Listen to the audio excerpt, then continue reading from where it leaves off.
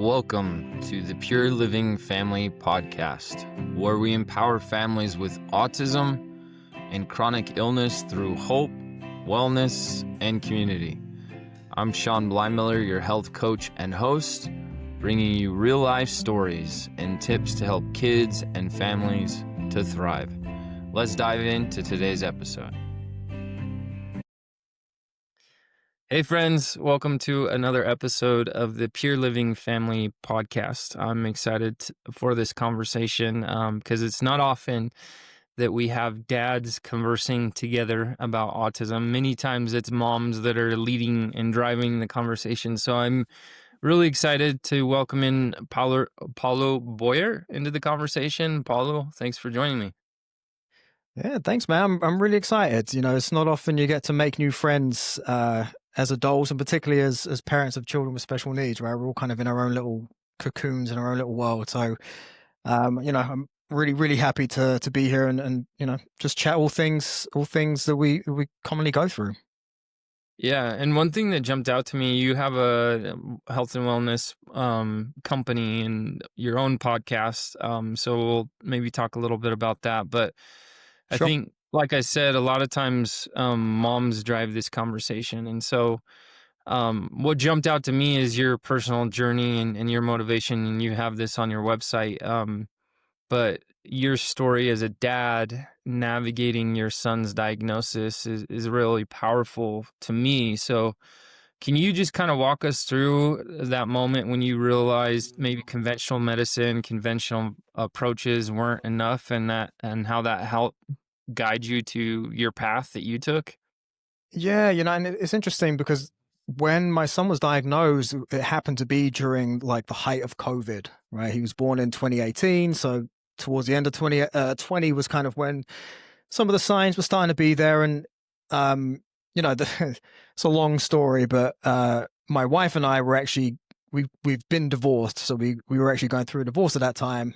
So we weren't really talking much, but her background is actually in special ed. So she's worked in the field since she graduated, and been a special ed teacher. And her brother had or has autism, so he's an adult now that's living with it. So we in some respects are quite lucky that we kind of had some idea at least of what it was and some of the challenges the kids face and everything. But so I say all that with the background of COVID, it was kind of all happening at the same time. And then when that was all going on, my mother was also diagnosed with what's it called? It's a PSP, perisupranuclear palsy, which progressive supranuclear palsy. Excuse me. So it's a very fast declining version of Parkinson's, essentially, and it's got a little cell. And I bring that up because all of this was happening at the same time. I'm like, what the hell?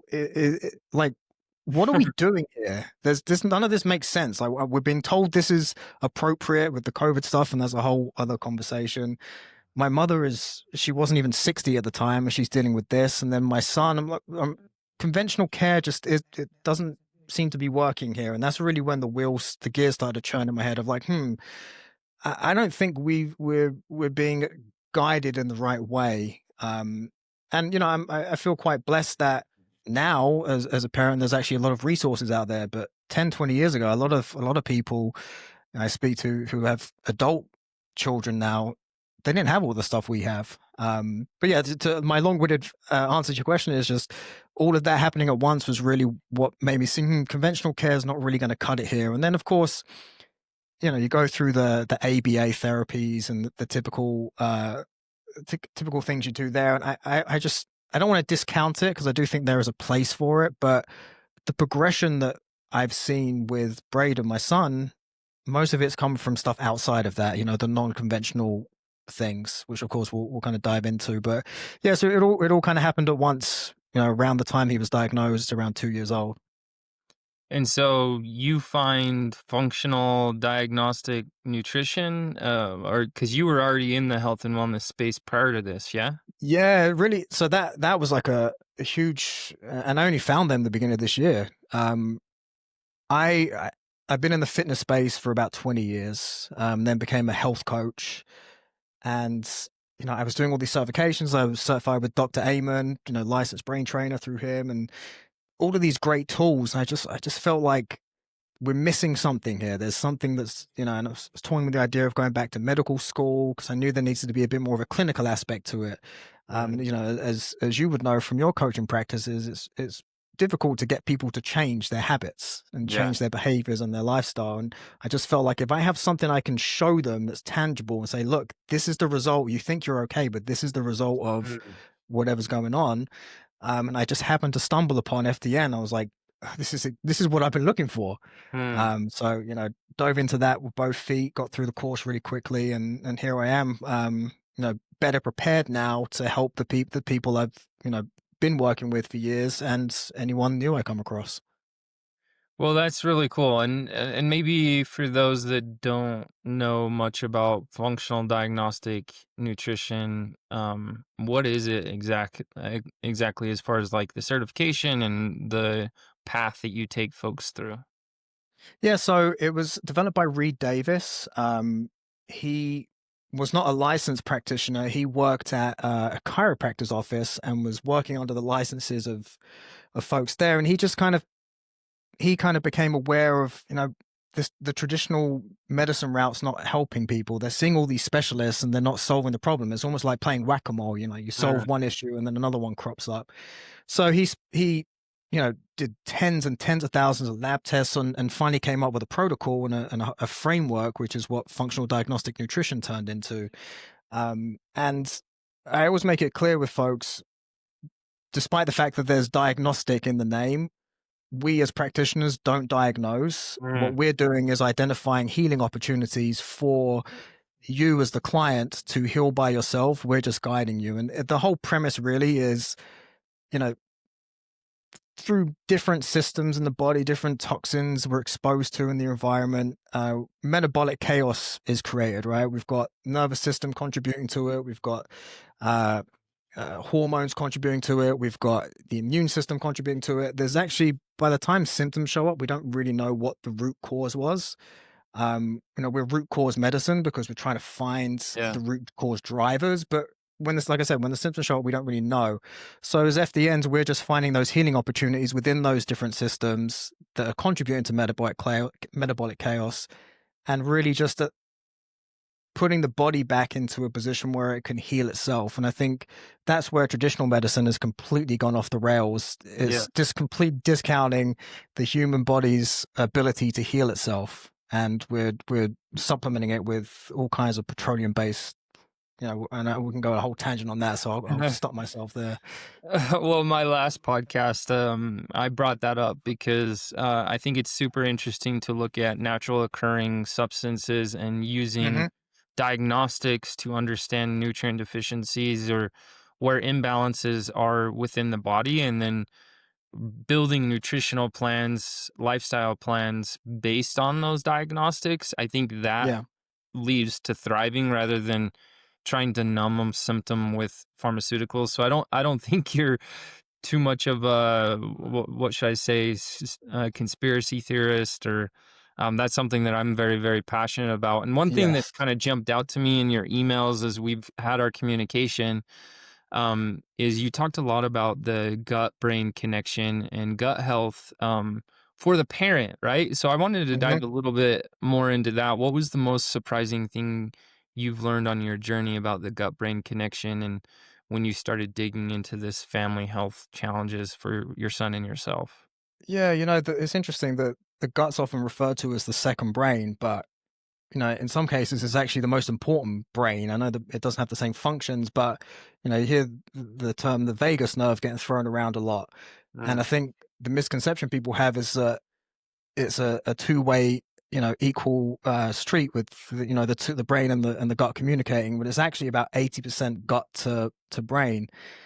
And I just had to completely um a complete kind of disregard for gut health for years. I didn't really buy into it. Just kind of uh, I think I was following the traditional idea of like symptoms will show up if there's a problem, right? But as we just said, when the symptoms show up, we know there's a problem. I mean, the problem's already too far gone.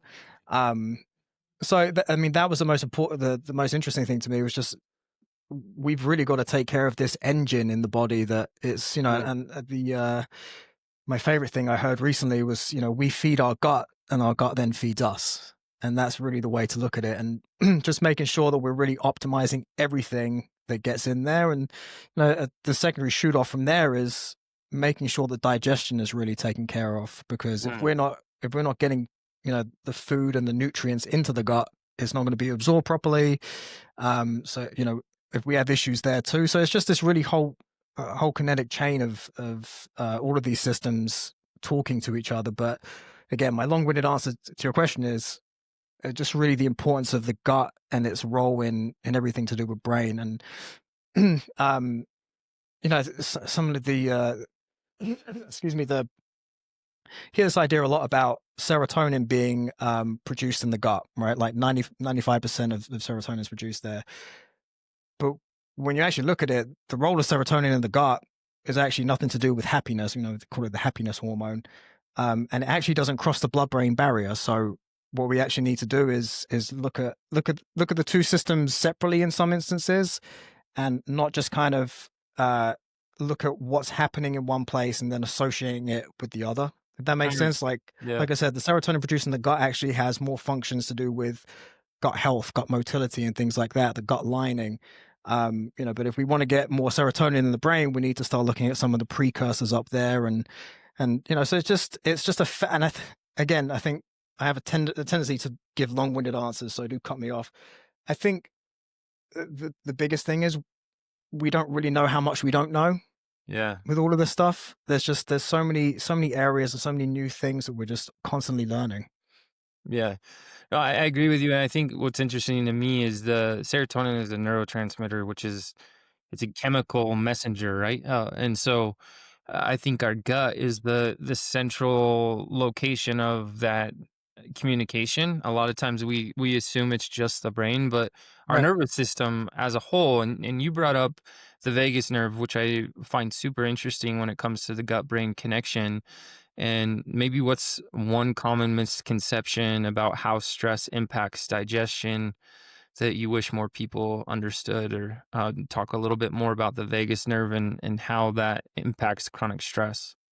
I think just the fact that it does affect digestion. And again, that was something I was really kind of clueless to. And because as I mentioned earlier, if we're not digesting food properly, by the time it gets to the gut, we're not absorbing any of the any of it meaningfully, right? So stress, the one thing I always like to impress upon people, stress will impact the stomach acid in your stomach, right? So it's going to lower the stomach acid, which is going to have an impact on how you digest food. And that by itself is just going to, you're already at the top of the chain, setting yourself up for failure. So really addressing that and using that as a kind of guiding guiding light as to why we need to deal with stress, I Mm, think is something that people should really focus on. Because like I said, you're not going to know the symptoms of that necessarily. Sure, you might get some acid reflux, common with low stomach acid, but for the like I found out I had low stomach acid and I had no idea. And I had H. pylori, which of course was contributing to that and making things worse. Um, so yeah, just knowing that it has an impact on digestion, I think is the first thing, and just really, we talk about stress, really getting aligned with your circadian rhythm. That can solve a lot of problems, and it's free. Hear about yeah. all of these treatments like red light therapy and all of this stuff. Just go outside and look at the sun to get aligned with your Mm. circadian rhythm. That's really the biggest thing I think with stress is get yourself get everything working in order again, and then we can start nitpicking on all the other areas. Well, I love that for so many reasons. One thing that you posted on your Instagram that I really appreciated was the Wisconsin study that parents of kids, it was of moms specifically, but I think Yeah. that fall into this as well, have stress levels equal to that of combat veterans. And maybe speak to that a little bit and how that stress will then lead to gut issues. Yeah, I mean, we know it, right? As parents, it's incredibly stressful. you make food for your kids and they won't eat it. It's the healthy option, and they should be eating it. They don't eat it. You want to get them off the iPad, but it's a struggle. That they kick up a fuss and have a tantrum. So that the stress is real, and constantly worrying about the future. I think that's a huge Yeah. one for parents. Um, and you know that constant stress, you're always in fight or flight. You're never dropping into your parasympathetic nervous system and letting your body heal, letting your body recover. And that leads, cortisol has an impact on your gut lining. So, there's one right there. You're asking for leaky gut by being in a constant state of stress. And I Mm, think even going beyond gut health, and I can speak to this because, as I said, my wife and I were going through a divorce around the time he was diagnosed, and kids absorb stress from you. So if mm. you are stressed, you're going to have an impact on your kid's stress, which is then going to have an impact on their gut. So just being mindful of that. And I was actually just talking about this on my podcast with Tara, my co-host, just about how we have to really figure out our why. And when we start, and obviously that's a very common thing, Simon Sinek, but really stripping that back, as a coach, right? You've got to go a few layers deep. And Yeah. something like that is what can really flip someone's mind, be like, oh yeah, just because I can carry stress, or I think I can, if I start realizing it's actually having an effect on my kids, then, you know, I really should pay attention to this. But yeah, again, to answer the actual question, just cortisol's effect on the gut lining, I think, is enough to just, start flashing alarms of maybe I need to reduce how much is in my system at any time. Well, I love what you brought up there as far as your kid absorbing your stress, your cortisol levels. Yep. And I think a lot of times our focus is so much on our kids that we don't even do that self analysis evaluation of, Hmm. am I stressed, and what are my symptoms? Because a lot of times we'll ignore our own internal signals. Like, for example, stress shows up in the gut like bloating, food sensitivities, Yep. fatigue. And you mentioned this in one of your emails. So I don't know if you have any memorable or memories of clients, obviously leaving out names, but where addressing their gut health made a difference for their stress health, or their stress levels, and then ultimately helped with their kid. I mean, everybody I've worked with, once you start working, and again, you have to remember, you can't just fix one system, right? As we said, metabolic chaos. There's all the systems that are contributing to it, but we know the gut is a big driver of that. Stress can actually be the driver of the gut issues too. So once you start addressing the gut and getting some balance in there, it helps everybody. But I have you come across Alex Zaharkis? Autism is biomedical. I haven't, but it sounds fascinating. So we're working with him on this. And as a coach, I often get asked this, well, why aren't you the one that's treating your son? And one, I mean, I'm overseeing things, right? But Yeah. I also have my wife who has to have thoughts and opinions on things too. And I found it's easier to have someone else. When it comes to my Yeah. family, I don't want to make emotional decisions. I want to make the right decisions for my kid. Yeah. Yeah. Um, but we're working with him, and he's got hundreds of clients so he does a 16S stool test that looks at the microbiome. And the reason that test is important is because they have a huge library of what a typical gut looks like and what kids with autism's guts look like, and the imbalances and everything there. So I would point people to him, just to look at the testimonials he's had. Hundreds of people, just by treating the gut, you start seeing disappearances of some of the stimming, the behavior Yeah. issues. And again, not to go off tangent, but you saw the announcement about leucovorin and folate and folinic Tylenol. acid. Yeah. The his point was to that, and I completely agree with it, is yes, there's benefits to it, and he himself has used it with his son. But if we actually tackle the gut first, we may actually be able to cure some of the receptor issues we're having in the brain. And we may not Mm. even need that. We might be opening those pathways up by treating the gut. So that, just all of those stories there, because, these are parents who, they've seen it. They've seen the kids change from for better or worse. And in terms of examples, I would go there to look at testimonials for that. But everybody I've worked with, once you start getting the gut in balance, you will start seeing a chain of events happen. And maybe the gut's not the first thing you want to, that's going to change first. You can start working on the immune system, which may also have an impact on the gut. All of these issues, all of these systems, but yeah, just getting that gut in balance is so key, because if it's not, you're just opening the door to be susceptible to parasites. Mm, Again, leaky gut. All of as I said earlier, we're feeding our gut so the gut can feed us. And I love if that. we're not doing a good job of that, or setting the gut up to do that properly, everything's off the table. Well, and you mentioned the vagus nerve. I have my 200-hour yoga certification, so I Yeah. really love yoga for activating the vagus nerve. Do you have any specific tips that you use with your clients, or even just with yourself, for making sure to activate your vagus nerve? I mean, yeah, I mean, just like the breathing we did before this, that was great. I love meditation.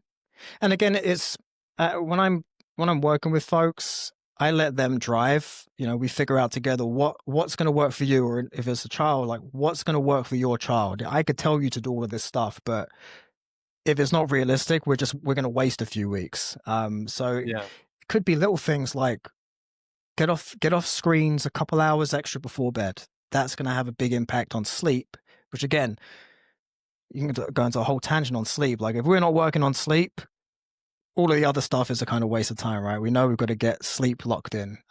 But yeah, deep breathing, getting away from screens, getting in the sunshine early in the morning is a big one, because once that circadian rhythm's locked in, the vagus nerve is a little easier to kind of activate and get that going. But yeah, I think deep breathing is probably the low hanging fruit there, alongside meditation, especially a guided one. It's really simple to stick some headphones in and just follow along 5-10 minutes. perfect. And part of the functional diagnostic nutrition program, they mentioned the DRESS protocol. Can you Yeah. define that for folks and explain what exactly is that? Yeah, so it's DRESS, and it's just an acronym for diet, rest, exercise, stress management, and supplementation. And that's interesting. Even going back to your last question, I used to think that had to be some magic, right? There had to be something that I was just missing, that you know to get your vagus nerve activated, to reduce stress generally, to get everything working in order.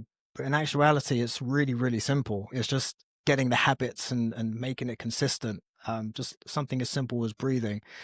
Um, so yeah, so the whole protocol and framework of FDN is all of those things: diet, rest, exercise, stress management, and supplementation. They're all equal. Um, a lot of people focus just on diet and think it's going Mm, to solve everything. It will have a big impact, and in some cases, it's the most low hanging fruit. But then you've got a whole bunch of stuff that you need to take care of too. So the whole idea is that framework is we're addressing each of these essentially equally, and that will lead to long lasting health and recovery. Um, yeah, so that's what DRESS stands for. perfect. Well, and just from your research and your learning as a dad, how do you balance supporting your son's unique needs while taking care of your own health at the same time? I think, and my wife and I are actually good at this, for the most part. I think we probably take too much stress on, but I think just coming with the mindset and reframing that to be, by taking care of me, I'm taking care of my child. Mm, So not just now either, right? We know we need to be at our best for the moments now, but we know a lot of these kids are going to need a lot of support when they're older. What good am I going to be if I need a ton of attention and care too, when they're adults and So just thinking long term too. But again, it just reframing. All right, by going for that walk and de stressing, getting some exercise, by spending some time meal prepping so I don't reach for something convenient and trashy, that's going to have an impact on my child too. And it goes back to the why, right? Like if my mm. kid is my why, my children, plural, my whys, I need to do everything possible to get there. And if that is taking care of myself, then I'm going to make sure I check that box. Well, I love you said that at the beginning of our call before we started recording. We started talking about the weight of it all, and I think Mhm. my personal experience is when you first initially get the diagnosis, you sprint as fast as you can, researching as much as you can. Every extra hour that you are awake and have the capacity to research on PubMed and Mhm. Google Scholar and all those things. I think a lot of families go through that. But I love how you said that taking care of me is taking care of my kid. Because I'll just tell you from my own personal experience, you're not going to solve this problem or these challenges in short term. This is a No. long term play. And would you agree with that, or do you have anything to add? Oh, no, I completely agree with that. Um, and we know this, right? We've seen our children kind of develop over the years. Sometimes, if we've noticed when there's a big, you know, burst in speech, there's going to be some behavioral stuff that might come with that. Or, if speech regresses a little bit or just hits a kind of plateau for a little bit, maybe they're going to excel in another skill or something like that, right? So we know it's not linear. So yeah, I completely agree with that. Awesome. Well, what's one hope you have for parents listening who feel dismissed that like think back to when you were going through everything back when Braden was diagnosed back in 2020? What sort of things do you want those parents to hear from our conversation today of maybe they feel stuck and frustrated in the trial and error from conventional medicine? What would you say to them right now? Um, Firstly, I would say, don't take no for an answer. I think I was guilty of that in the beginning. That all right, he has autism. We're going to do early intervention, and it's going to be ABA. There is a lot more we can do for our kids, and as I said earlier, I'm quite grateful that we're going through this in this time when there are a lot of resources, there are a lot more voices. There still aren't enough. There's still a lot of us are still, and even myself, who I'm out there still, I still feel a little bit of, you get the side eyes and the labeling of, the anti this or conspiracy theorist that if you go against the grain. But I would just say be brave because there are now more people that will have your back and you will find others. Like I came across you because I think you liked or commented on one of, may have been Ginger's posts or Andrea on X. And I was like, oh, no, another one. Thank God, um, My but there people. are a lot of us out there, but we have to speak up and we have to, carry that flag for our kids. And I said this on a podcast last week, it's not just about the kids now. It's about, I'll step back and I'm going on a tangent again. I don't know about you, but I've been very disappointed in the crowd that is, oh, my kid's fine. Like that's not true then, because my kid did all of this and my kid's fine. And my point to them is, okay, but what about their children? Because we know that the risk of a chronic disease now is incredibly high. Mhm. Over 1 in 2 kids is going to have one. If we don't do anything, the rate of autism is going to keep going up too, and it's not because of better detection and testing. Um, so think about them. Um, but yeah, to just there are resources out there. Just don't get bogged down if one thing doesn't work. And I think in terms of hope, just appreciate that every child on the spectrum is different. What's going to work for one may not work for the other because they all got there in a different way too. Yeah. Um, I don't think there is a singular cause. I think there are major contributors to autism, but I don't think there's a singular trigger. And there's obviously one or two very common ones. Um, Yeah. so just appreciate that we all got there in a different way, and everybody's gonna. I don't want to say get out there of it a different way, but it's going to improve the lifestyle for these children in a different way. So don't get bogged down if something doesn't work. There's always another option. I love that. And I think that's true for us and my family is that's what ultimately made me abandon conventional medicine is because there was no hope. It was like Yeah. just prepare for your kid to live with you forever. I'm sorry your kid has this diagnosis. He'll always have these challenges, and sorry, you just have to accept it." And I was like, "No, No. I'm not accepting that." So I love the encouragement you just gave to be brave to challenge authority, because a lot of times challenging authority is scary and difficult. But I think autism parents, we're so jaded by the system that we Yeah. get to this point where, like, you know what? I don't care what license you have, what degree, what certification you have. I don't have to trust everything you say. And if I disagree with you, I have the ability to fire you, right? You work for me. And that's been some of my biggest learnings that I've learned on this journey. But coming back to Alpha Health and your Yep. specialty with what you do for parents, you do diagnostics. And one thing that Will Cole said recently that I really thought was interesting is there's really three phases when it comes to chronic illness. You have phase one that a lot of people don't even realize they have a chronic illness, but through Mhm. diagnostics, they might be able to identify them early, so then you can prevent the acceleration of the chronic illness. So maybe speak to that, of like how Alpha Health, through diagnostics and through your treatment and your work you do with people, how do you help them really live their best life? Yes, as I said earlier, in terms of the FDN framework and everything, we're not trying to find, a singular cause. We're not trying to identify one thing on one test, and I always tell people, don't just run a gut test. If you just run a gut test, you are going to come up with more questions than you are answers, because Mm, we don't know what's causing that imbalance of gut flora. We don't know what's contributing to the leaky gut. If we don't know if it's stress, we don't know what your immune system's doing. Is there oxidative stress over here? What's the mitochondrial health looking like? We don't know any of that stuff. So looking at things in isolation is really, I don't want to say it's a waste of time, but it can lead you down a road that will take you even longer to get back to where you started.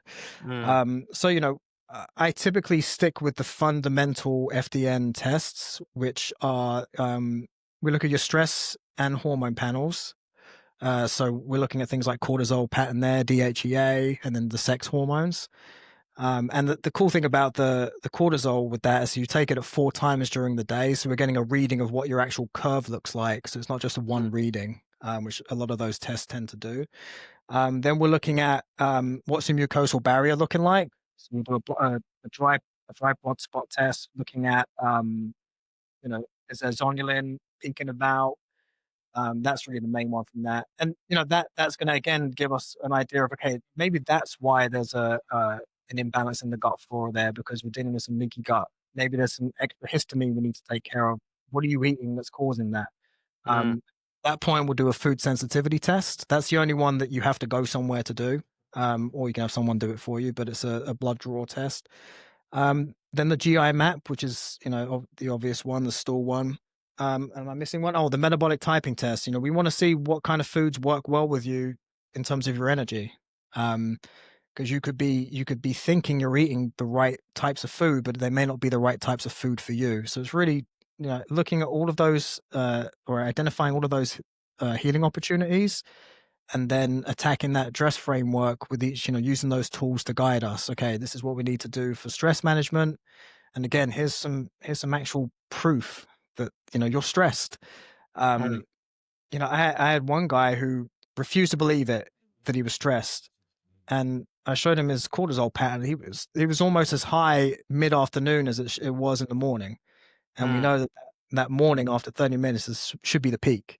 And just him seeing that, it was like, oh, maybe I should do the meditating you've been talking about. You know, Yeah. Well, and so we talked a lot about, for our listeners that do come and work with you. So typically you work with new clients and you spend 6 months with them. So maybe talk about what that looks like and how you utilize these diagnostic tests over 6 month time frame with them. yeah. So it's about 5 to 6 months. It depends uh, really how long it takes to get the test back, or really how long it takes the client to do the test, because sometimes the boxes can sit in the house a bit too long.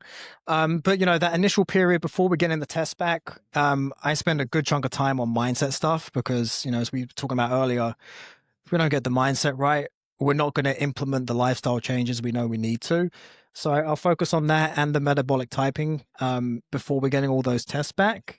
Once the tests are back, we meet bi-weekly and we just attack each part of that framework. And you know, I really like to impress on people.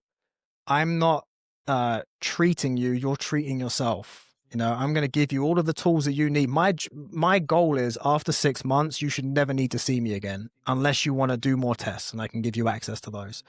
But I shouldn't be seeing you after 6 months. Like, we should have attacked this head on and found where the healing opportunities are.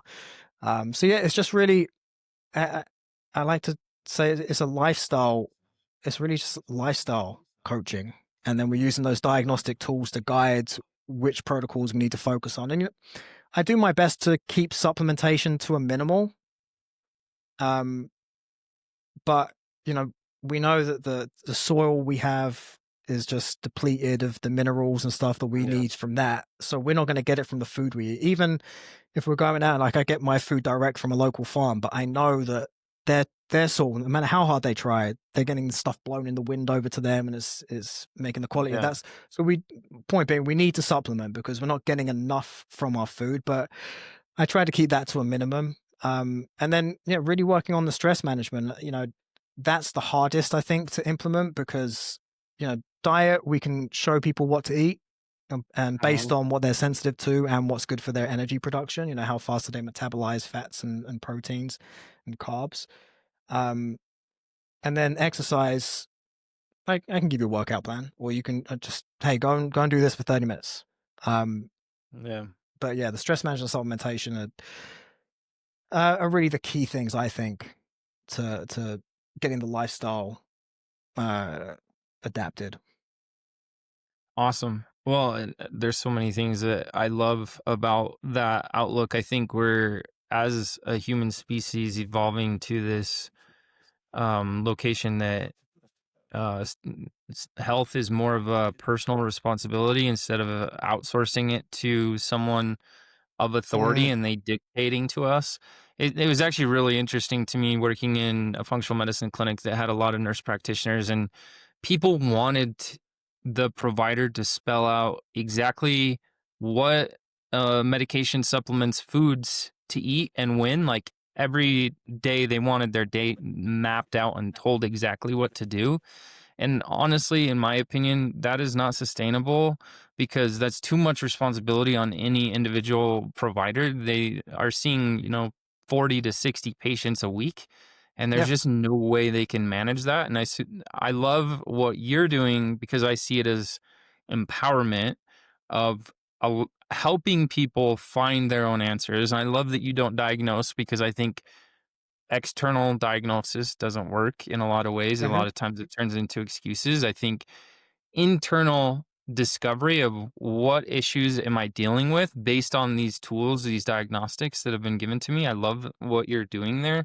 So thank you for sharing all that. No, maybe just a couple more questions as we close out the call or the podcast here is, I love your mission, your personal story and journey. Tell us a little bit more of, like, what's next for Alpha Health, and how do you plan to reach more families with autism and chronic illness, and how can we support Alpha Health? Well, I actually did want to talk offline about that. I really resonate with the mission you guys are on, and I toyed with an idea. It's like the end of last year of starting a nonprofit. I'm very conscious of, and a lot of my business coaches would tell me I'm an idiot for saying this, but like, I really appreciate how expensive it can be, especially running the labs. And I never want costs to be prohibitive. If someone can be helped, I want them to be helped. So Yeah. I'm trying to look into ways of how do we, you know, I'm not allowed to buy tests or pay for tests for the clients. The clients, I'm facilitating the ordering of them. I can't pay for them and order it for them. So I'm trying to find out how can we raise a fund or something that will pay for families who don't have the financial means, that we can help to get those diagnostic tools for them. And then, I I'm not doing this for money. You know, I got into this fitness and health space a long time ago, and I kind of realized it's not something you do to make money. It's something you do to help people. So I'm just trying to grow this to a point. I give away a lot of information for free. I actually have a link to give you. It's a resource. It's called The Missing Piece. It's an audio book and a PDF that kind of go hand in hand with each other, just giving parents advice on what they might be missing that differs from conventional medicine. Um, so I just want to be as involved in the community as possible, and my personal goal is I want to have more of a voice. I want to be able to speak out more in as many arenas as I can. So my goal for the next kind of 12 to 18 months is just to really, I don't want to say ride the coattails, but just really kind of follow in the footsteps of some of these other big voices in our community, because we need more of us. There's, having just one or two advocates, and I've said this on my own podcast that, you know we know what's going to be coming out from the government soon regarding autism. Like, we know Yeah. there's going to be a lot of pushback and a lot of resistance, and I think people like us need to be out there educating people on why it's actually correct and why we need to be looking in this direction. Yeah. So that's really my goal, in terms of growing my practice, is just to be more visible and obviously help as many people as possible. But you realize you can't do this by yourself. This is a Yeah. this is a community, and I think we all need to stick together and just be one big voice for these kids. Yeah. Well, and it all starts with us individually, Yeah. first. That's been what Theo, my son, has taught me is the more I focus on myself and improving my biomarkers and my overall health, the more I'm able to help him. And Mhm. he's just taught me that over and over and over again. And I love the community collaboration aspect that you just hinted at. And I would love to continue to work with you. And you and I talked before of you're willing to offer $1,000 discount on anyone that signs up on your program through that was introduced through the Pure Living family. And in addition to that, donate $250 to the nonprofit, which we appreciate very much. And we'll share that in the show notes down below. But Paulo, this has been amazing, and I'm so grateful to have met you. And I'm sure this is not the last time we talk and collaborate on things. I want to Well, keep. you've agreed to come on my show now, so we've at least Yeah, got another one set. yeah, at least one more. But not to get too mystical and esoteric, but you're an activated star seed, and that's how I frame it. And we can talk about that more if you want to at a later time. But it's been really great to learn more about you and functional diagnostic nutrition. So thank you for educating everyone. I do encourage people to maybe subscribe to your emails. It's really insightful, the information that you provide for free every single day, and a lot of families out there need the content you're creating. So thank you for creating the content, and thank you for joining me Yeah, for and I this. would just kind of say on as a last point, feel free, anybody listening, to use me as a resource. If I can guide you on which diagnostic tests to run for yourself, like I said, I of course, at some point I need to be compensated for my time, but I'm not doing this to make money. I'm doing this to help. So any don't feel like you're going to get charged a consultancy fee for spending an hour with me. I don't care about that. I want to just help. Beautiful. Well, I appreciate that so much, and thanks again. And I'm sure we'll probably have you on the podcast again. Yeah, I'd love to. Thank you. We hope you enjoyed today's episode with Paolo Bowyer. I personally love the path he describes in finding solutions for parents of kids with special needs, a personal journey. In particular, because technology is advancing so rapidly, there are far more diagnostic tools to uncover the root cause of illness, and Paulo can guide you through those options. You can find his link to his website in the show notes below. If you tell him that we sent you, he will give you a $1,000 discount, and he will donate $250 back to the nonprofit so we can continue to create content like this. If you would like to support the Pure Living Family podcast, you can donate to our 501c3 nonprofit at www.purelivingfamily.com.